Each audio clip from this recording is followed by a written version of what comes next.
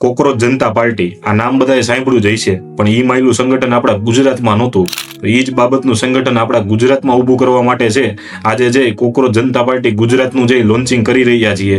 Cockroach જનતા party ગુજરાતના જે તમામ પેજો જે બનાવી દેવામાં આવ્યા છે, સોશિયલ મીડિયા પ્લેટફોર્મ ફેસબુક હોય, ઇન્સ્ટાગ્રામ હોય, ટ્વિટર હોય કે યુટ્યુબ હોય, ચારે પ્લેટફોર્મ ઉપર જે કોકરોચ જનતા પાર્ટી ગુજરાત નામના જે એ ફેસબુક પેજો જે અવેલેબલ છે. તો તમામ મિત્રોને ખાસ વિનંતી હતી, ડિસ્ક્રિપ્શનમાં જે લિંક આપી દઈશ, તમામ લોકો એની સાથે જોડાઈ જાજો. આ કોઈ છે કોઈ પણની વ્યક્તિગત છે, કોઈ પણ પાર્ટીની વિચારધારાની છે એ લડાઈ નથી.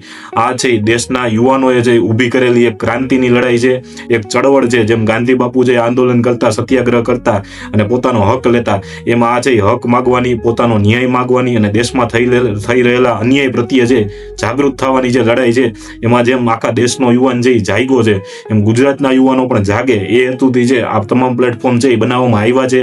એટલે તમામ મિત્રોને ખાસ કહેવું હતું કે આખા ગુજરાતના તમામ યુવાનો સુધી છે આ વિડીયો પહોંચાડજો, કે જેથી કરીને વધુમાં વધુ લોકો છે એમાં જોઈન્ટ થાય.